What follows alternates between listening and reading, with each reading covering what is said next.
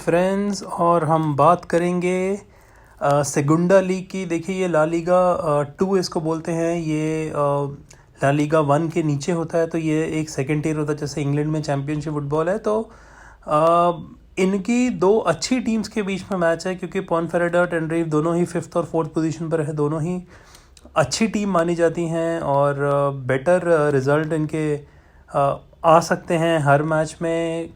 कोई कुछ कह नहीं सकता, क्योंकि इनकी राइवलरी भी बड़ी अच्छी है। लेकिन अगर आप बात करें तो टेनरीफ ने लास्ट के 2 गेम्स इनके जो भी हुए थे आपस में वो जीते हैं। वहीं पर पॉनफेरेडा अपने घर पे लास्ट के 15 में से 14 मैचेस नहीं हारा है, तो इस वजह से उनके लिए भी एक काफ़ी कॉन्फिडेंस बूस्टिंग हो सकता है। वहीं पर चलिए हम लोग अभी बात करते हैं कि हम लोग कैसे टीम कंस्ट्रक्ट कर सकते हैं, क्या इसमें रिज़ल्ट रह सकता है। क्योंकि स्टैट्स अगर अच्छी तरह आप समझ जाएं तो आपको प्रॉब्लम नहीं होगी इस गेम में। कैसी टीम्स को आप बैक कर सकते हैं, कौन जीत सकता है, क्योंकि at the end of the day stats बहुत कुछ बयान करते हैं। और जो चीज़ मेरे को बिल्कुल समझ नहीं आती कि लोग बेइंतहा ज़्यादा सिलेक्टेड प्लेयर्स को ही सिलेक्ट करते हैं, जो कि गलत स्ट्रैटेजी होती है। क्योंकि बहुत सारे लोगों को लगता है कि अगर सबने सिलेक्ट किया तो बहुत अच्छा होगा, ऐसा कभी कभी नहीं होता है। तो चलिए हम लोग बात करें थोड़े से प्लेयर्स की कि इस समय कौन से अच्छे प्लेयर्स हैं और कौन से प्लेयर्स स्टार्ट करते हैं और क्या क्या गेम्स रहते हैं। क्योंकि देखिए, मैं आपको बस एक तो स्टैट्स और थोड़े से लाइनअप्स की बारे में बताऊंगा कि टेनरिफ और पॉनफेरेडा कैसे, पॉनफेर्डिना रादर, इनका नाम थोड़ा इंटरेस्टिंग नाम है, तो कैसे ये लोग लाइनअप्स करते हैं, कौन से प्लेयर्स इनके यूजुअली स्टार्ट करते हैं। चलिए लास्ट गेम की अगर मैं बात करूं यहाँ पर, तो दोनों ही टीम्स अपना अपना मैच जीती थी। और पॉनफेरेडाना ने ह्यूएस्का के अगेंस्ट मैच जीता था, जो लास्ट मिनट में डैनियल ओजेडा ने गोल स्कोर करके इसको काफ़ी रोमांचकली जीत लिया था। क्योंकि 80th मिनट में ह्यूएस्का ने भी इक्वलाइज़ किया था, तो ये एक काफ़ी अच्छा उनके लिए रिज़ल्ट था। देखिए, जो सबसे आगे कुछ कुछ प्लेयर्स खेलते हैं, मैं बात सबसे पहले होम टीम की करूंगा। तो पॉनफेरेडिना के लिए सबसे आगे यूजुअली एनरिच खेलते हैं। और अगर आप एनरिच की बात करें तो यहाँ पर इनका नाम दिया हुआ है, हम इनको सिलेक्ट भी कर रहे हैं। एनरिच ने 2 गोल 3 असिस्ट किए हैं, 13 स्टार्ट्स में, अच्छे प्लेयर हैं। और क्योंकि सबसे आगे खेलते हैं, होम गेम है, तो हम इनको ज़रूर सिलेक्ट करेंगे। देखिए, बाद में कुछ कुछ ऐसे प्लेयर्स हैं जो हम रीविजिट कर सकते हैं लाइनअप्स अनाउंस होने के बाद या बजट कंस्ट्रेंट के साथ, लेकिन अभी हम इनको सिलेक्ट कर रहे हैं। दूसरी बात, देखिए, जिस प्लेयर ने लास्ट के मैच में 2 गोल स्कोर किए थे, और मैं अगर आपको बात कर रहा हूँ, मैं ओजेडा की बात कर रहा हूँ, जो स्पेनिश मिडफील्डर है, 27 वर्षीय, अच्छे प्लेयर माने जाते हैं। इनको हम ज़रूर सिलेक्ट करेंगे। देखते हैं ये कहाँ पर लिस्टेड है। यहाँ पर लिस्टेड है, 70% लोगों ने ले रखा है। ये एक अच्छा प्लेयर है जिनको लेना बहुत ज़रूरी है।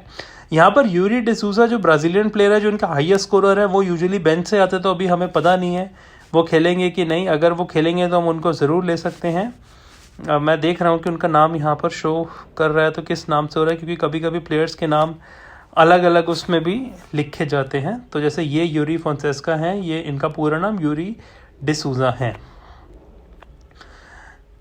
तो चलिए पहले और हम कुछ कुछ इनके इन्फ्लुएंशर्स प्लेयर के बारे में आपको बताना चाहेंगे। तो पॉनफेरेडाना के आगे एनरिच खेलते हैं, लेफ्ट साइड पे ओजेडा खेलते हैं, उनके जस्ट पीछे मेडिना खेलते हैं। तो देखिए, अगर आप मेडिना के भी स्टैट्स देखें, मेडिना ने भी 4 गोल 5 असिस्ट किए हैं 22 स्टार्ट्स में, जो कि एक बहुत अच्छा स्टैट है। इनको भी हम अभी सिलेक्ट कर रहे हैं।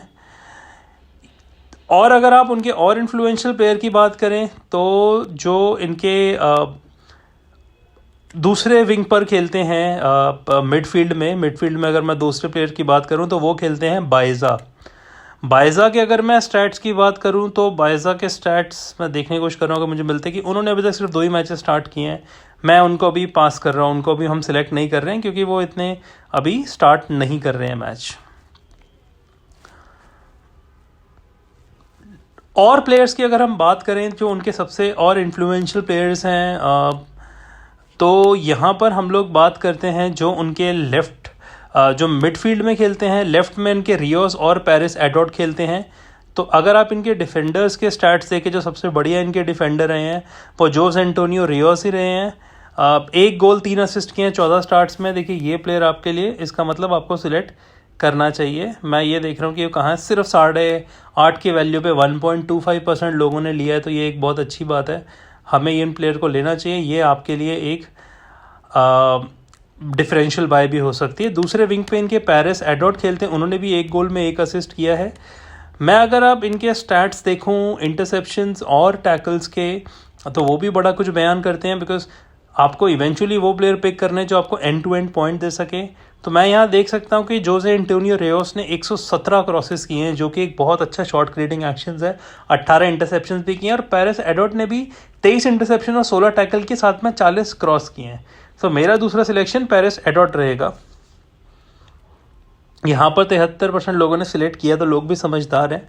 देखिए, इसके अलावा जो कुछ और प्लेयर्स हैं, जैसे कोपेटे हैं, कोपेटे को भी हम लोग सिलेक्ट कर सकते हैं। हालांकि मैं आपको फिर बता रहा हूँ कि वो लाइनअप्स अनाउंस होने के बाद, या फिर अभी हम देखते हैं प्लेयर्स कैसे बना सकते हैं। लेकिन कोपेटे अच्छे प्लेयर हैं, क्योंकि कोपेटे ने भी 33 इंटरसेप्शन और 21 टैकल जीते हैं, तो 54 का ओवरऑल स्कोर काफ़ी अच्छा माना जाता है। अब हम बात कर लेते हैं कुछ हमारे जो ओपोनेंट जो विजिटिंग साइड है पोन्फेरेडाना की, वो है टेनरिफ। और टेनरिफ की अगर हम बात करें, देखिए लास्ट टाइम एक अच्छी चीज़ उनके साथ क्या हुई थी कि लास्ट के 4 जो लास्ट का मैच हुआ था उसमें 4 अलग अलग स्कोरर्स ने स्कोर किया था, जब वो 4-0 से अपना मैच ओविएडो के अगेंस्ट जीते थे। टेनरिफ की अगर मैं बात करूं तो आगे देखिए जो उनके प्लेयर स्टार्ट करते हैं वो जोरिला और गोलेगो करते हैं। देखिए जोरिला ने 8 गोल और 2 असिस्ट किए हैं, जो इनके हाईएस्ट स्कोरर है। तो ये तो आपकी टीम में 100% आने चाहिए। इनके अलावा देखिए अब गैलेगो भी आगे खेलते हैं। गैलेगो ने भी 5 गोल 1 असिस्ट किया, हालांकि पिछले मैच में नहीं किया, लेकिन हमें लगता है ये प्लेयर अच्छे हैं, तो हमें इनको सिलेक्ट करना चाहिए। मैं अगर कीपर की बात करूं तो मैं यहाँ पर टेनरिफ के ही कीपर को लूँगा। उसका सबसे बड़ा कारण देखिए, सबसे बड़ी बात है ये अवे साइड है, और अगर आप इनके सेव्स भी देखिए तो इन्होंने 24 मैचेस में 67 तो 67 सेव्स किए हैं, जो कि अराउंड 3 सेव्स पर मैच है ऑलमोस्ट, तो जो कि अच्छा एक स्टैट है। और हमें लगता है कि इस गेम में उनके पास ज़्यादा मौके आएंगे शॉट्स रोकने के लिए। मिडफील्ड में अगर मैं बात करूं, देखिए मिडफील्ड में जो टेनरिफ के प्लेयर्स हैं, जैसे मैं बात करूंगा सैमुएल शैशुआ, जो इंग्लिश प्लेयर है। 18 स्टार्ट्स में 5 गोल 4 असिस्ट किए हैं, जो कि एक बहुत ही सुपर स्टैट है। हम इनको ज़रूर सिलेक्ट करेंगे, तो इस वजह से हमने इनको भी सिलेक्ट किया है। अब जैसे मैं कह रहा था, टेनरिफ के लास्ट गेम में जो 4 अलग अलग स्कोरर थे, उन पे अगर हम नज़र डालें तो जिन प्लेयर्स ने स्टार्ट किया था उसमें से गोल किया था मोलेजो और जोरिला ने, और उसके अलावा बेंच से प्लेयर्स ने गोल स्कोर किया था।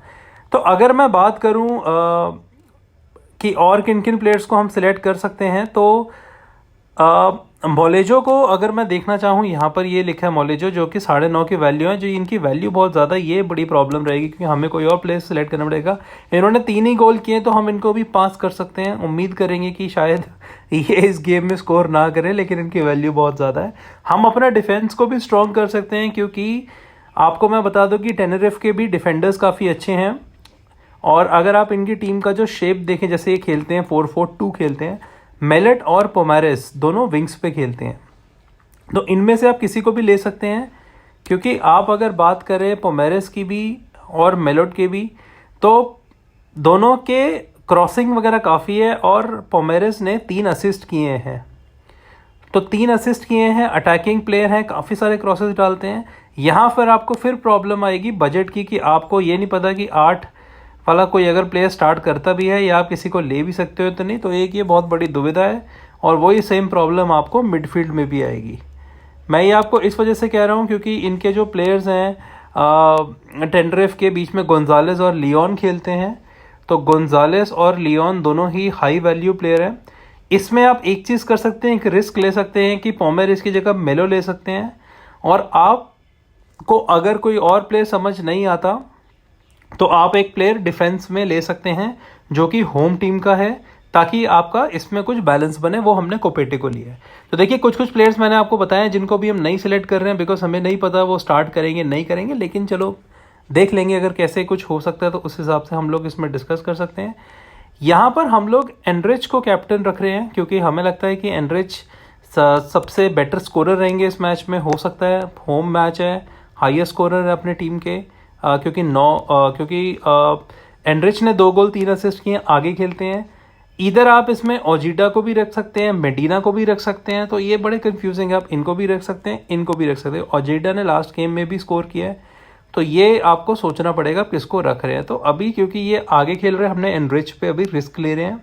हम यहाँ पर ओजेडा को वाइस कैप्टन रखेंगे, तो हमारे हिसाब से होम टीम इस मैच को 1-0 या 2-0 जीत सकती है। हालांकि टेंडरिफ भी बहुत अच्छी फॉर्म में, तो इस गेम में कुछ कहा नहीं जा सकता। तो थैंक यू सो मच, ये हमारा प्रीव्यू था। इसकी हम लाइनअप्स अनाउंस होने के बाद टीम भी डालेंगे।